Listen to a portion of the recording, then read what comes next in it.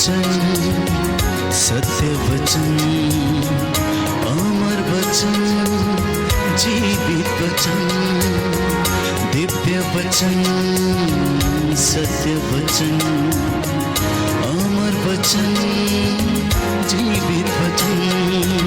साई दा बामा बनी दा बामा बगैर जनी रे जनी रे जनी रे जनी रे सा। दिव्य वचन, सत्य वचन, अमर वचन, जीवित वचन, दिव्य वचन, दिव्य वचन।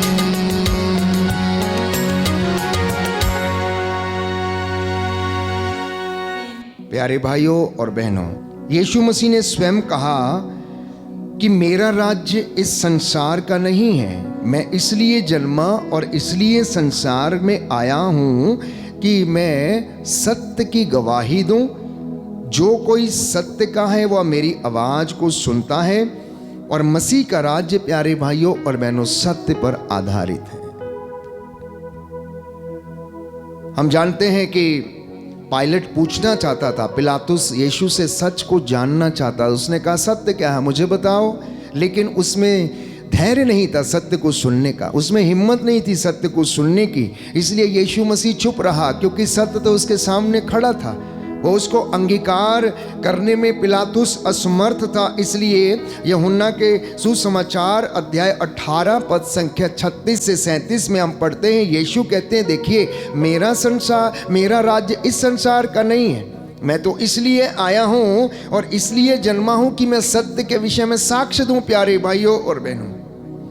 और इतना ही नहीं, कैथोलिक कलीसिया हमें सिखाती है कि मसीह का राज्य न्याय का है, मसीह का राज्य प्रेम का है, मसीह का राज्य शांति स्थापित करने का है। और विशेष रूप से ये पर्व हमें याद दिलाता है कि हम अपने प्रभु को अपना राजा, मुक्तिदाता, अपना स्वामी, उद्धार करता स्वीकार करें। Hallelujah, hallelujah. यीशु की स्तुति हो, यीशु की स्तुति हो, यीशु को धन्यवाद, यीशु को धन्यवाद, यीशु की आराधना हो, यीशु की आराधना यीशु की महिमा हो, यीशु की महिमा यीशु हो, को धन्यवाद। यीशु को धन्यवाद। Hallelujah, hallelujah, hallelujah, hallelujah, hallelujah, hallelujah, hallelujah. Hallelujah. तो बाइबल हमें बताती है, कलोसियों के पत्र अध्याय 1 में हम पढ़ते हैं पद संख्या 13 से 14 में प्यारे भाइयों और बहनों, कि उसने हमें अंधकार से छुड़ाकर अपने प्रिय पुत्र के राज्य में लेकर आया है। कहाँ लेकर आया है? प्रिय पुत्र के राज्य में। दुनिया अंधकार में थी, पाप में थी और प्यारे भाइयों और बहनों बुराई का जीवन व्यतीत करती थी। यीशु मसीह आया और उसने लोगों को सत्य का मार्ग दिखाया, बुराई से उनको निजात दिलाई, पाप से निजात दिलाई। और उसके बाद उन्होंने उनका उद्धार किया, पिता से मेल कराया, सारी सृष्टि का पिता से फिर से मेल कराया। जो प्यार उन्होंने खो दिया था उस प्यार को फिर से यीशु मसीह के पश्चाताप के जरिए उन्होंने फिर से प्राप्त किया। इसलिए संत पौलुस लिखता है कि उसने हमें अंधकार के अधिकार से छुड़ाकर अपने प्रिय पुत्र के राज्य में प्रवेश कराया। उसी में सब वस्तुएं सृजित की गई हैं, वही सब वस्तुओं से पहले है, था और हमेशा तक रहेगा। और सब वस्तुएं उसी के द्वारा, उसी के लिए बनाई गई हैं। बोलो आमीन, आमीन, हालेलुया, हालेलुया। यीशु की स्तुति हो, यीशु को धन्यवाद, यीशु की आराधना हो, यीशु की महिमा हो, यीशु को धन्यवाद। हे प्रभु यीशु, मैं विश्वास करता हूँ आप मेरे राजा हैं, आप मेरे प्रभु हैं। हे प्रभु यीशु, आज आपके वचन के द्वारा मेरे जीवन में शांति आ जाए, चंगाई आ जाए। मैं ये वचन आपके लिए पढ़ना चाहता हूँ। कलोसियों का पत्र, पहला पत्र प्यारे भाइयों और बहनों, अध्याय 1 पद संख्या 15 और उससे आगे मैं पढ़ता हूँ। ईसा मसीह अदृश्य ईश्वर के प्रतिरूप तथा समस्त सृष्टि के पहलौठे हैं, क्योंकि उन्हीं के द्वारा सब कुछ की सृष्टि हुई है। सब कुछ, चाहे वह स्वर्ग में हो या पृथ्वी पर, चाहे दृश्य हो या अदृश्य, स्वर्गदूतों की श्रेणियां भी, सब कुछ उनके द्वारा और उनके लिए सृष्ट किया गया है। वह समस्त सृष्टि के पहले से विद्यमान है और समस्त सृष्टि उनमें ही टिकी हुई है। वही शरीर अर्थात कलीसिया के शीर्ष हैं, वही मूल कारण हैं, वही मृतकों में से प्रथम जी उठने वाले भी, इसलिए वह सभी बातों में सर्वश्रेष्ठ हैं और ईश्वर ने चाहा कि उनमें सब प्रकार की परिपूर्णता हो। मसीह ने क्रूस पर जो रक्त बहाया उसके द्वारा ईश्वर ने शांति की स्थापना की है। इस तरह ईश्वर ने उन्हीं के द्वारा सब कुछ का, चाहे वह पृथ्वी पर हो या स्वर्ग में, अपने से मेल कराया है। बोलो आमीन, आमीन, हालेलुया। हालेलुया, दाहिना हाथ उठाकर मेरे पीछे इस वचन को दोहराइए, हालेलुया। हालेलुया। प्रभु का वचन कहता है, प्रभु का वचन कहता है, ईसा मसीह ईसा मसीह अदृश्य ईश्वर के अदृश्य ईश्वर के प्रतिरूप तथा समस्त सृष्टि के पहलौठे हैं, समस्त पृथ्वी के पहलौठे हैं, क्योंकि उन्हीं के द्वारा क्योंकि उन्हीं के द्वारा सब कुछ की सृष्टि हुई है। सब कुछ की सृष्टि हुई है। सब कुछ चाहे वह स्वर्ग में हो सब कुछ चाहे वह स्वर्ग में या हो पृथ्वी पर, या पृथ्वी पर, चाहे दृश्य हो या अदृश्य, चाहे दृश्य हो या और अदृश्य, स्वर्गदूतों की श्रेणियां भी, और स्वर्गदूतों की सब श्रेणियां कुछ भी, उनके द्वारा सब कुछ उनके द्वारा और उनके लिए सृष्ट किया गया है। और उनके लिए सृष्ट किया गया है। आमीन, आमीन, हालेलुया, हालेलुया, हालेलुया। हालेलुया। एक दूसरा वचन जो स्पष्ट करता है कि प्रभु राजाओं का राजा, भजन संहिता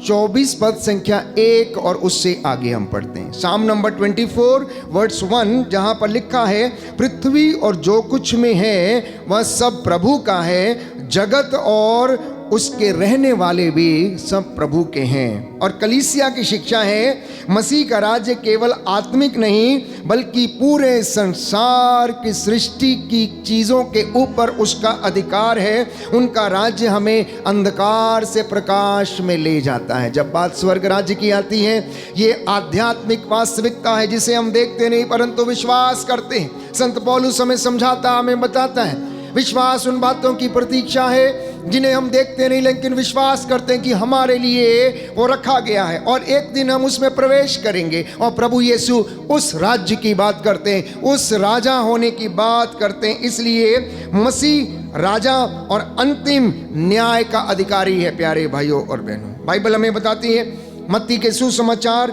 अध्याय 25 पद संख्या 31 से 34 में, जब मनुष्य का पुत्र अपनी महिमा में आएगा तब राजा उनसे कहेगा, आओ मेरे पिता के कृपा पात्रों, उस राज्य के अधिकारी बनो जो जगत की उत्पत्ति से ही तुम्हारे लिए तैयार किया गया है। यह विश्वास आज प्रभु हमें देता है।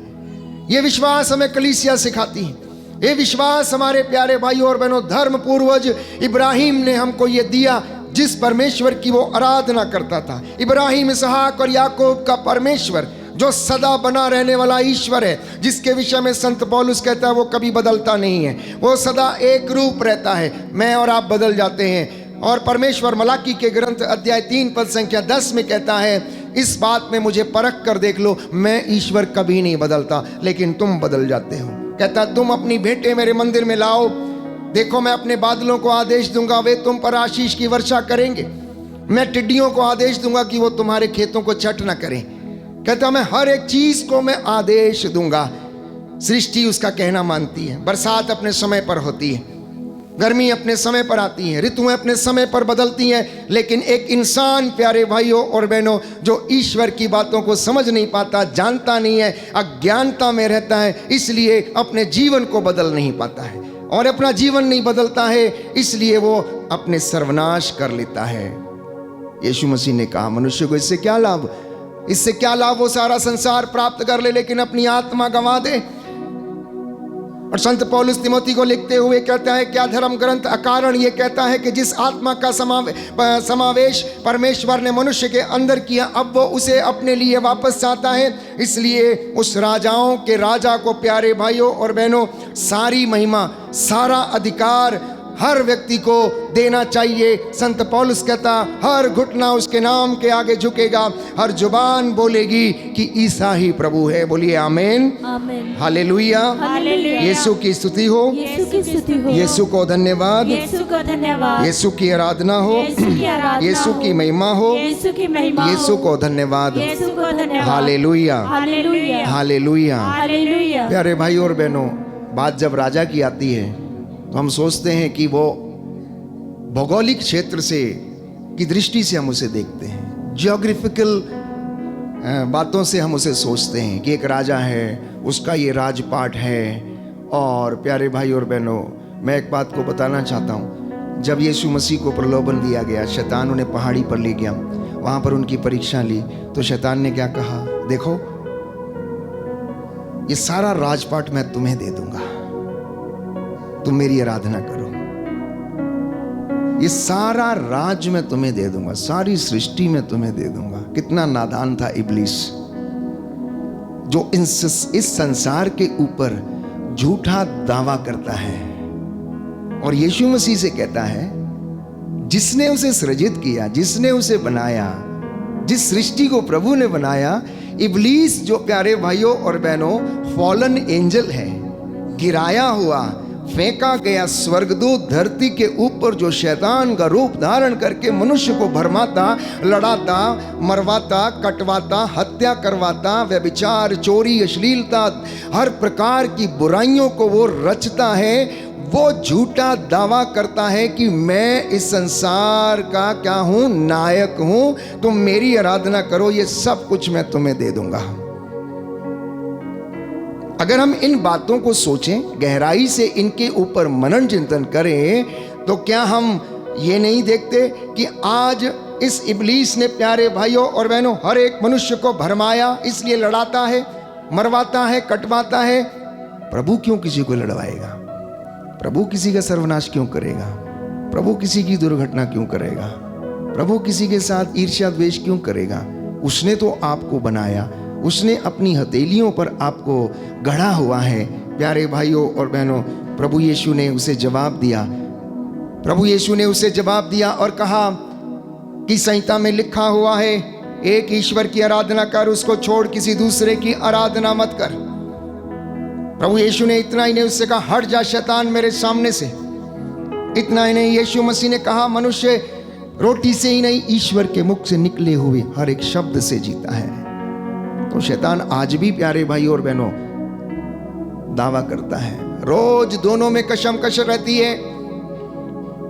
एक तरफ जो धर्म के मार्ग पर आगे बढ़ने की कोशिश करते हैं, उनको वो पीछे लाने की कोशिश करता है, और दूसरी ओर प्रभु प्यारे भाइयों और बहनों अपने बच्चों के लिए उनके पीछे दौड़ता रहता है, हताश रहता है कि कहाँ उसकी खोई हुई भेड़ें, कहाँ उसके खोए हुए बच्चे, वो उनके पीछे जाता है। बाइबल कहती है कि एक भेड़ अगर खो जाती है तो ग्वाला चरवाहा 99 को छोड़कर एक के पीछे उसे खोजने के लिए जाता है। ये है प्रभु यीशु, ये है भला चरवाहा, ये है भला राजा।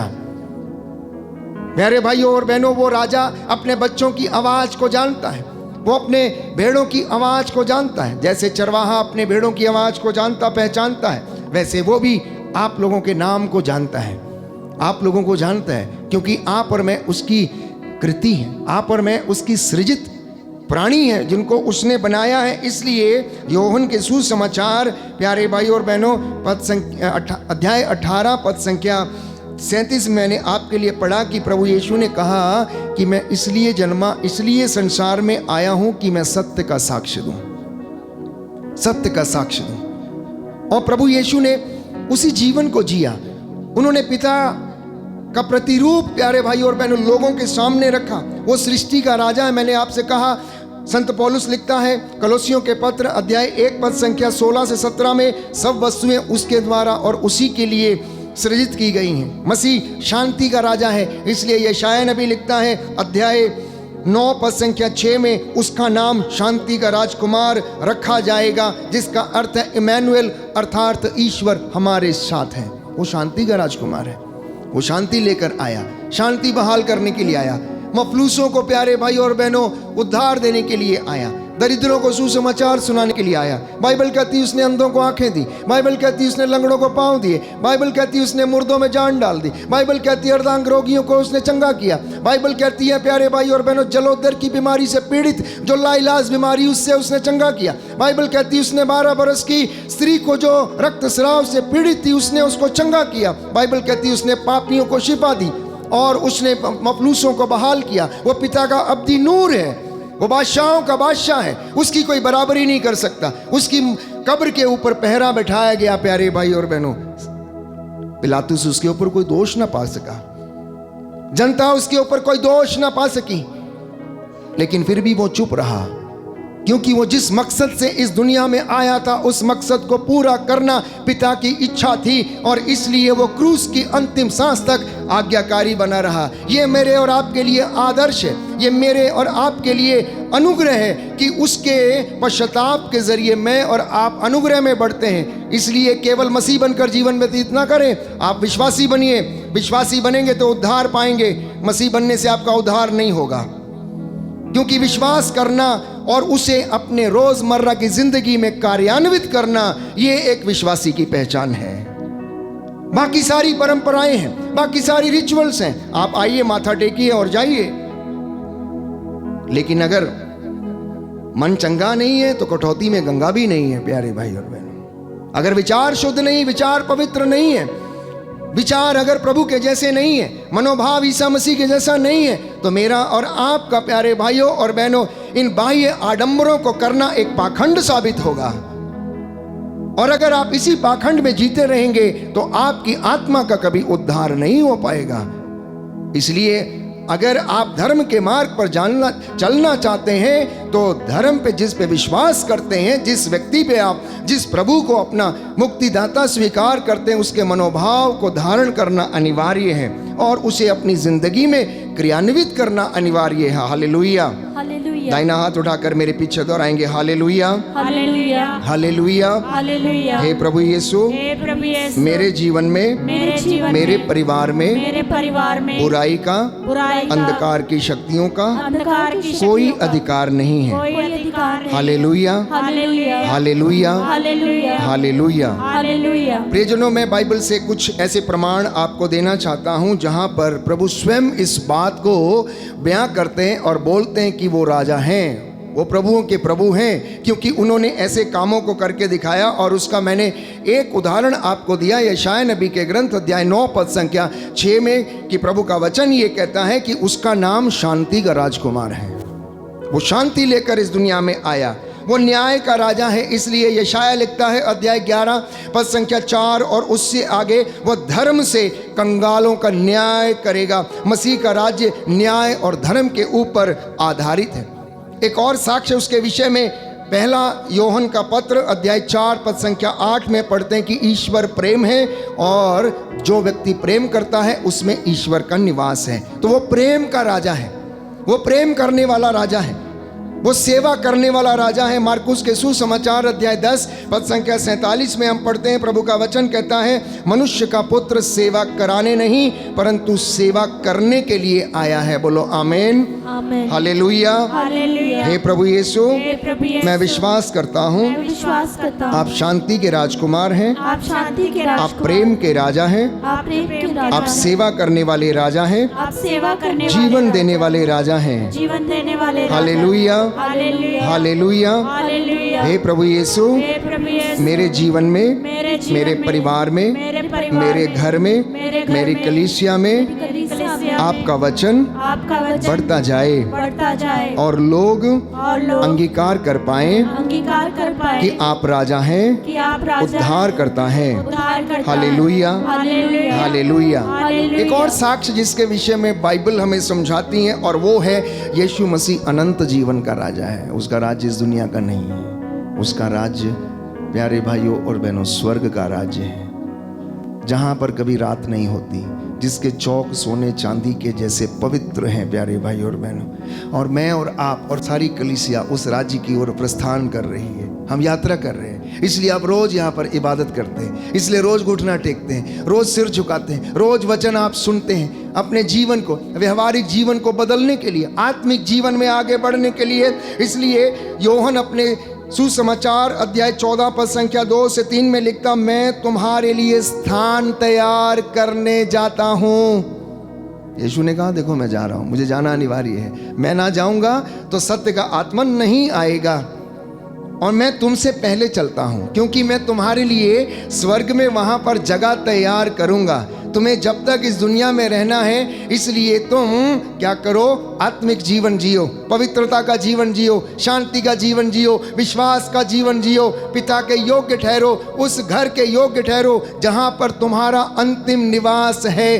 जहां पर तुम्हारे बही खाते खोले जाएंगे, जहां पर न्याय होगा, जहां पर पूछा जाएगा बताओ तुमने क्या किया। तुमको 80 साल दिए गए थे इस दुनिया में, इस धरती के ऊपर तुमको 80 साल दिए मैंने जीने के लिए, और तुम यात्रा करते रहे। तुमने क्या किया? पाप किया, पुण्य किया, बुराई की, धोखा दिया, मारा, हत्या की, चोरी की, व्यभिचार किया, गंदगी में रहे, निंदा की। बताओ क्या किया तुमने?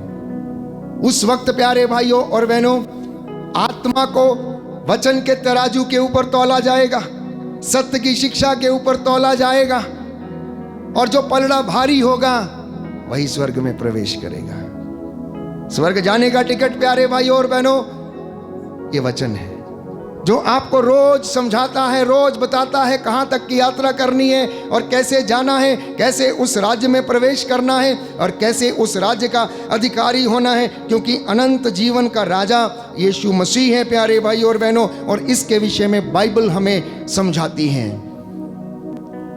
हाँ, कई लोग बाइबल की शिक्षा को स्वीकार करने में असमर्थ हैं, नहीं जानते हैं, बोलते हैं ये तो किताब है, तो ऐसे ही है।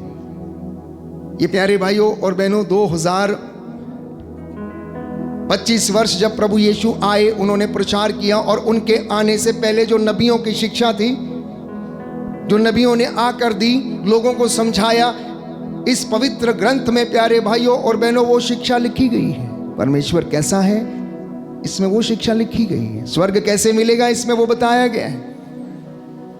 पवित्रता के रास्ते पर, विश्वास के रास्ते पर कैसे चल सकते हैं ये हमें वो समझाती है। परमेश्वर ने क्या किया ये हमें वो बताती है।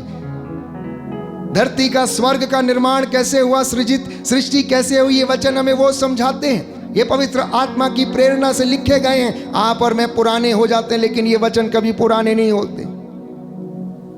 पिछले 2000 वर्षों से और उससे भी पहले, जब से ये संहिता प्यारे भाइयों और बहनों लिखित हुई, ये लिखी गई है, इसको जलाया गया, इसको चोरी किया गया। लेकिन आपको एक बात बताना चाहता हूं, ये वचन ने सैकड़ों नहीं, हजारों, अरबों लोगों का जीवन परिवर्तित किया प्यारे भाई और बहनों। जो इस वचन के ज्ञान को एक बार समझ जाता है, उसका जीवन प्यारे भाइयों और बहनों बदल जाता है। उसके जीवन में शांति आती है। कितनी ही ऐसी गवाहियां लोगों के जीवन में हम सुनते हैं कि परमेश्वर के वचन ने उनकी पूरी जिंदगी बदल दी। लोग सत्य की खोज में रहते हैं, लेकिन अनायास कभी इस वचन को पढ़ लेते हैं तो वो सत्य को जान जाते हैं कि सत्य क्या है, सत्य क्या है। और ये वचन आत्मा देने वाले वचन है, जीवन देने वाले वचन है। इसलिए पवित्र बाइबल हमें समझाती है, संत योहन लिखता है कि आपके वचन आत्मा और जीवन है। पेतरुस ने अंगीकार किया, हम आपको छोड़कर कहां जाएं, आपके वचनों में अनंत जीवन का संदेश है। Hallelujah, hallelujah, hallelujah, hallelujah. Yeshu की स्तुति हो, यीशु की स्तुति हो, यीशु को धन्यवाद, यीशु को धन्यवाद, यीशु की आराधना हो, यीशु की आराधना, यीशु की महिमा हो, यीशु की महिमा यीशु को हो, धन्यवाद। यीशु को धन्यवाद। Hallelujah, hallelujah, hallelujah, hallelujah, hallelujah. Hallelujah. इसलिए कई बार मैं श्रोताओं को वचन सुनाते समय कहता हूं कि आप इस वचन को पढ़ा करो, आप इस वचन को पढ़ा करो। ये शोकेस में रखने के लिए नहीं है, आपकी अलमारी में रखने के लिए नहीं है। ये बड़ी बड़ी महंगी महंगी, किसी को बाइबल खरीदने की बड़ी आदत है और कवर लगा के वो लोग घर में सजा के रखते हैं। भाई घर में सजा के पढ़ते नहीं है। और मैं आपसे कहना चाहता हूं, जिस दिन आप इसको पढ़ना शुरू करेंगे उस दिन से आपका जीवन बदलना शुरू हो जाएगा। आप नए होने शुरू हो जाएंगे। ये किताब भले इसके पन्ने पुराने होते जाएंगे, लेकिन आप नए होते जाएंगे। आपका जीवन नया होता जाएगा, आपके विचार नए होते जाएंगे, आपका मनोभाव बदलना शुरू हो जाएगा। इसलिए इस वचन के द्वारा प्यारे भाइयों और बहनों, प्रभु आपको स्पर्श करना चाहता है, छूना चाहता है। और ये वचन आत्मा के वचन है, जीवन देने वाले वचन है। इसलिए आप इसमें कोताही ना बरतें। हर एक मसीह विश्वासी इन वचनों को अपने घर में पढ़े, बच्चों को पढ़कर सुनाए। आपके बच्चे भटकेंगे नहीं। किताबी ज्ञान के साथ साथ आप उसको प्यारे भाइयों और बहनों पवित्र वचन का ज्ञान भी दीजिए, संस्कारी ज्ञान भी दीजिए, विश्वास का ज्ञान भी दीजिए, ईश्वर की बातें भी उसे समझाइए। तो वो इस संसार में मार्ग से भटकेगा नहीं, क्योंकि ये वचन हमें स्वर्ग की ओर लेकर जाते हैं। और जो इन शिक्षा को पालन करता है, जो इस शिक्षा को सुनता है प्यारे भाइयों और बहनों, वो बदले हुए बिना नहीं रहेगा। बोलो आमीन, आमीन, hallelujah, hallelujah, hallelujah, hallelujah, hallelujah. Hallelujah. Yeshu की स्तुति हो, यीशु की स्तुति यीशु को हो, धन्यवाद, यीशु को धन्यवाद, यीशु की आराधना हो, यीशु की आराधना यीशु की हो, महिमा हो, यीशु की महिमा यीशु को हो, धन्यवाद, यीशु को धन्यवाद, हालेलुया। हालेलुया। तो मैंने कहा यीशु मसीह सत्य का राजा है, सृष्टि का राजा है, शांति का राजा है, न्याय का राजा है, प्रेम का राजा है, सेवा करने वाला राजा है, अनंत जीवन देने वाला राजा है और अंधकार से प्रकाश में लेकर जाने वाला राजा है। इसी के साथ राजाओं का राजा और वो प्रभुओं का प्रभु है, जिसके विषय में प्रकाशित वाक्य अध्याय 19 पद संख्या 16 में हम पढ़ते हैं। प्यारे भाइयों और बहनों, सुंदर वचन है। प्रकाशित वाक्य अध्याय 19 पद संख्या 16, प्रकाशना ग्रंथ अध्याय 19 पद संख्या 16, जहाँ पर लिखा गया है कि राजाओं का राजा है और वो प्रभुओं का प्रभु है, उसके वस्त्र और उसकी जांघ पर ये नाम अंकित है। लिखा है, राष्ट्रों को मारने के लिए उसके मुख से एक तेज तलवार निकल रही है, वह लौ दंड से उन पर शासन करेगा और सर्वशक्तिमान ईश्वर की कोरूपी अंगूरी का कुंड रौंदेगा। उनके वस्त्र और उसकी जांघ पर यह नाम अंकित है, राजाओं का राजा, प्रभुओं का प्रभु। मैंने एक स्वर्गदूत को सूर्य पर खड़ा हुआ देखा। योहन प्रकाशित वाक्य में इस प्रकार से उनकी चर्चा करता है कि वो राजाओं का राजा है और वो प्रभुओं का प्रभु है, आदर, महिमा और सम्मान का अधिकारी है। बोलिए आमीन, आमीन, hallelujah, hallelujah, hallelujah, hallelujah, hallelujah. Hallelujah. Yeshu की स्तुति हो, यीशु की स्तुति यीशु हो, को धन्यवाद, यीशु को धन्यवाद, यीशु की आराधना हो, यीशु की आराधना, यीशु की महिमा हो, यीशु की महिमा, यीशु को धन्यवाद। यीशु को धन्यवाद। कौन ऐसा राजा इस दुनिया में है जिसने अपनी प्रजा के लिए या संसार के लिए अपना प्राण दिया हो, या पिता के लिए अपना प्राण दिया हो? केवल यीशु मसीह। और वो प्यार हमने क्रूस के ऊपर देखा। इसलिए हम सुंदर गीत गाते हैं, देखा क्रूस पर मैंने तेरा प्यार, देखा क्रूस पर मैंने तेरा प्यार। अगर कोई व्यक्ति ये पूछता है कि मसीह ने हमको कितना प्यार किया, तो क्रूस की ओर अपनी नजरें उठाकर देखना, उसके खुले हाथों को देखना, उसके खुले हाथों में गड़ी हुई कीलों को देखना, उसकी बगल में प्यारे भाई और भी देखना, उसकी बगल छिदी हुई, भाले से छिदी हुई उसकी बगल को देखना, उसके पैरों को देखना। वो पैर जो कफरनाहुम, गलीलिया, बेथानिया और तीरूस और सिदोन के प्रांतों में गलील की झील के किनारे जब पड़ते थे तो मुर्दे जिंदे होते थे। जो लोग उनका स्पर्श करते थे वो चंगाइयां पाते थे, जिन पर वो हाथ रखता था वो चंगे होते थे। उन हाथों में कील ठोके गए, उस शरीर के ऊपर कोड़े बरसाए गए, उस चेहरे को रौंदा गया जिसको पवित्र बाइबल कहती स्वर्गदूत थे वो चेहरा देखने के लिए तरसते थे। उसका चेहरा इतना कुरूप हो गया था, लेकिन फिर भी प्यारे भाइयों और बहनों, उन्होंने गाली के बदले में गाली नहीं दी, थप्पड़ के बदले में थप्पड़ नहीं मारा। लोगों ने उन्हें लात मारे, घूंसे मारे। और आज भी प्रभु के अनुयायियों के ऊपर ऐसा ही अत्याचार और ऐसी ही बातें की जाती हैं। ये वे लोग हैं, अगर ईमानदारी से उसके नाम पर अत्याचार को सहते तो ये अपने वस्त्रों को उसके पवित्र लहू से धो लेते, मसा करते हैं, और ये लोग स्वर्ग के अधिकारी होंगे। ये स्वर्ग राज्य में प्यारे भाई और बहनों संतों के जैसे जगह पाएंगे, क्योंकि पवित्र बाइबल कहती है जिन्होंने अपने वस्त्रों को मसीह के रक्त से धो लिया है वो अनंत महिमा के अधिकारी हो चुके हैं। बोलिए आमेन, आमेन, हालेलुया, हालेलुया। आइए हम इस गीत को गाकर प्रभु की स्तुति करेंगे। देखा क्रूस पे यीशु मैंने तेरा प्यार, देखा क्रूस पे यीशु मैंने तेरा प्यार।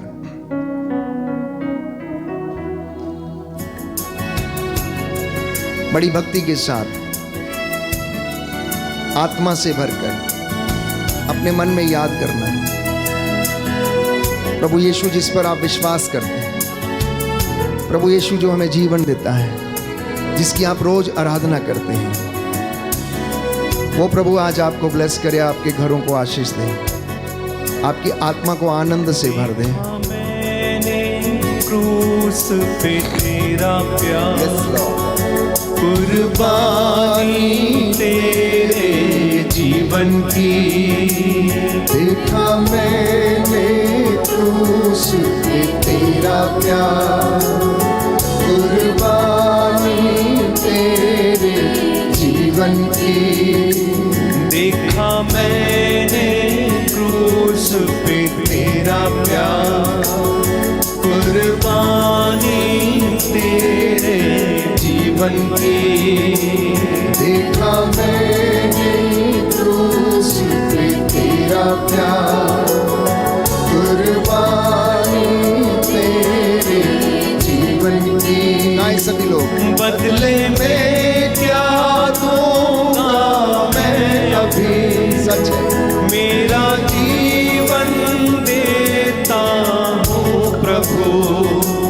बदले में क्या दूंगा मैं अभी, जिंदगी देता हूँ तेरे। समर्पित करें, सरेंडर, सरेंडर। बदले में क्या दूंगा मैं अभी, जिंदगी देता हूँ तेरे लिए। बदले में क्या दूंगा मैं अभी, जिंदगी देता हूँ तेरे लिए। देखा पावन भाव में तेरा प्यार, चंगा करने की तेरी शक्ति को। देखा पावन भावों में तेरा प्यार, चंगा करने की तेरी शक्ति को। बदले में क्या दूंगा मैं अभी, सदा याद करूंगा तेरे घाव को। बदले में क्या दूंगा मैं अभी, सदा याद करूंगा तेरे घाव को। बदले में क्या दूंगा मैं अभी, सदा याद करूंगा तेरे घाव को। बदले में क्या दूंगा मैं अभी, सदा याद करूंगा तेरे घाव को। तूने तोड़ा बदन हमारे लिए, यस लॉर्ड, थैंक यू तू जीसस। बहाया पावन लहू तेरा। तूने तोड़ा बदन हमारे लिए, तू बहाया पावन लहू तेरा। देखा मैंने क्रूस पे तेरा प्यार, कुर्बानी तेरे जीवन की। देखा मैंने क्रूस पे तेरा प्यार, कुर्बानी तेरे और अपने जीवन को समर्पित करते हुए गाएं। बदले में क्या दूंगा मैं अभी, जिंदगी देता हूँ तेरे। आमीन, यस लॉर्ड। बदले में क्या दूंगा मैं अभी, जिंदगी देता हूँ तेरे। समर्पित करें प्यारे भाई और बहनों। बदले में क्या दूंगा मैं अभी, जिंदगी देता हूँ तेरे लिए। बदले में क्या दूंगा मैं अभी, जिंदगी देता हूँ तेरे लिए। देखा मैंने क्रूस पे तेरा प्यार, कुर्बानी तेरे जीवन की। देखा मैंने क्रूस पे तेरा प्यार, कुर्बानी तेरे जीवन की। समर्पित करना प्यारे भाई और बहनों। प्रार्थना करेंगे हम अपने परिवार के लिए कि हे प्रभु, हमारे परिवारों में तेरा अनुग्रह हमेशा छाया रहे। आप पति पत्नी एक दूसरे के लिए प्रार्थना करें, समर्पित करें। जो करार आपने एक दूसरे के साथ विवाह के दिन किया था, उस करार में ईमानदार बने रहने की कृपा प्रभु से मांगे। अपने बच्चों को अच्छी शिक्षा देने की सामर्थ्य प्रभु से मांगें। आपका घर स्वर्ग बन जाए, इसके लिए प्रभु से प्रार्थना करें। आपके घर में ईमानदारी, वफादारी, शांति, प्रेम प्रभु बहाल करे। जिन घरों में मनमुटाव हैं, लड़ाई झगड़े हैं, जिन घरों में प्यारे भाई और बहनों बहुत सारे असमंजस हैं, आर्थिक संकट हैं, प्रभु आप लोगों को उससे आज़ाद करें। इसके लिए हम प्रार्थना करें और कहें, हे पिता हमारी प्रार्थना सुन। हे पिता हमारी प्रार्थना सुन। जो बीमार हैं, दुखी हैं, रोगी हैं, हम उनके लिए विशेष रूप से प्रार्थना करें कि प्रभु उन तमाम रोगियों को चंगा करे, उनके रोग शैया को प्रभु स्पर्श करे।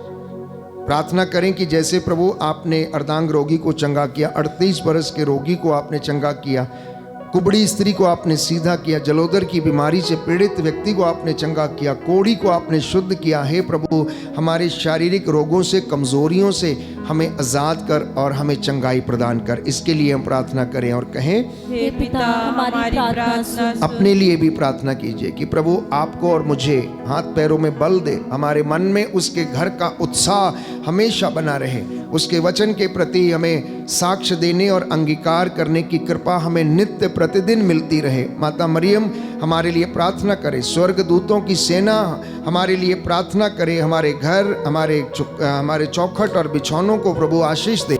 आपके घर परिवार, माल डंगर, खेती बाड़ी, बिजनेस, आपके दफ्तर को प्रभु ब्लेस करे, स्वर्गीय भंडारों को खोल दे और आपके घर के भंडारों को भरे। इसके लिए हम प्रार्थना करें। हे पिता हमारी प्रार्थना सुन। जो लोग विशेष रूप से पाप के अवस्था में मर गए, प्रभु उन्हें क्षमा करे। इसके लिए हम प्रार्थना करें। हे पिता हमारी प्रार्थना सुन। देश के अधिकारियों के लिए, शासकों प्रशासकों के लिए हम प्रार्थना करें कि प्रभु इन तमाम लोगों को निस्वार्थ रूप से सेवा करने की कृपा दे। हमारे राजाओं को, जो हमारे देश का शासन करते, हमारे राज्य का, हमारे समाज का प्रभु नेतृत्व करते हैं, इन सभी नेताओं को, धार्मिक नेताओं को प्रभु, शासनिक प्रशासनिक अधिकारियों को प्रभु यीशु अपना सामर्थ्य प्रदान कर, आत्मा से इनकी अगुवाई कर, निस्वार्थ रूप से सेवा करने का वरदान दे। इसके लिए हम प्रार्थना करते हैं। हे पिता हमारी प्रार्थना सुन। जो बुजुर्ग हैं, जो मरने को हैं, रोग शैया पर हैं, अंतिम क्षणों में अपनी सांसें गिन रहे हैं, जो कमज़ोर हैं, जो बीमार हैं, जो चल फिर नहीं सकते, देख नहीं सकते, प्रभु डिफरेंटली एबल्ड हैं, उनके दुखों को हल्का कर। इसके लिए हम प्रार्थना करें। हे पिता हमारी प्रार्थना सुन। हम अपने पूरे धमोला परिवार के लिए प्रार्थना करते हैं, कलीसिया के लिए, यहाँ पर आने जाने वाले हर एक भक्तगण के लिए, व्यक्तियों के लिए प्रार्थना करते हैं। प्रभु तेरा आत्मा इन सब की अगुवाई करे और इन्हें हर प्रकार के आर्थिक और संकटों से और हर प्रकार के बुराई से बचा के रखे। इसके लिए हम प्रार्थना करते हैं। हे पिता हमारी प्रार्थना सुन। मैं आपकी व्यक्तिगत निवेदनों को प्रभु के चरणों में रखता हूँ। आप में से जो लोग प्रायश्चित कर रहे हैं, मैं प्रभु का दास, प्रभु का याजक होने के नाते उसकी वेदी के सामने आप लोगों के लिए प्रायश्चित करता हूँ, आप सबको समर्पित करता हूँ, क्योंकि प्रभु का वचन कहता है, याजकों वेदी के सामने घुटना टेको, मेरी प्रजा के पापों के लिए प्रायश्चित करो। इस वचन के द्वारा मैं आपके लिए प्रार्थना करता हूँ। प्रभु आप सभी लोगों को क्षमा करें, आपके पूर्वजों से चली आई निरर्थक जीवनचर्या के बंधन टूटें, परमेश्वर आपको आशीषित करे और आत्मा आपकी अगुवाई करे। इसके लिए हम प्रार्थना करें। हे पिता हमारी प्रार्थना सुन। अपने अपने व्यक्तिगत निवेदन मौन रूप से प्रभु के सामने समर्पित करना। धन्यवाद यीशु, तेरे पवित्र सामर्थी वचन इन बच्चों ने सुने हैं। इन वचनों के द्वारा प्रभु इनके जीवन में शांति आ जाए। तेरे वचन आत्मा और जीवन है, इन वचनों के द्वारा इनका उद्धार कर। तू दयावान, दया का सागर, दया करने वाला, चंगा करने वाला परमेश्वर है। तेरी पाक हजूरी में इन्हें समर्पित करता हूँ। इनके परिवारों को, इनके बुजुर्गों को, इनके नाती पोतों को प्रभु तेरे हाथों में समर्पित करते। इनके माल डंगर खेती बाड़ी को आशीष प्रदान कर, स्वर्गीय भंडारों को खोल दे और इनके घरों के भंडारों को भरने की कृपा कर। जो भटके हुए हैं उन्हें वापस अपनी ओर आकर्षित कर। जो प्रभु यीशु अनेक प्रकार की बुराइयों में है, उनको प्रभु अपना जीवन सुधारने की कृपा प्रदान कर। आज अपने इन विश्वासियों को हे प्रभु अपने अनुग्रह का ताज़ा अभिषेक प्रदान कर। हम अपने परिवारों को अपने हर एक काम काज को, सेवकाई को समर्पित करते हैं। बैंड फॉर जीसस टीम को समर्पित करते हैं, हमारे शुभ चिंतकों को समर्पित करते हैं, जितने भी ऑनलाइन व्यूअर्स हैं इनको समर्पित करते हैं, सब्सक्राइबर्स हैं जब समर्पित करते हैं। और इस वक्त जो इस वेदी के सामने उपस्थित होकर तेरी महिमा गा रहे हैं, इन्हें तेरे हाथों में सौंप देते हैं। तू दयावान, दया का सागर, दया करने वाला, चंगा करने वाला परमेश्वर है। अपनी पाक हजूरी में इन्हें ग्रहण करने की कृपा कर, आशीष और उद्धार देने की कृपा कर। तू अपने दास की प्रार्थना को सुन ले, उद्धार करता यीशु प्रभु के द्वारा।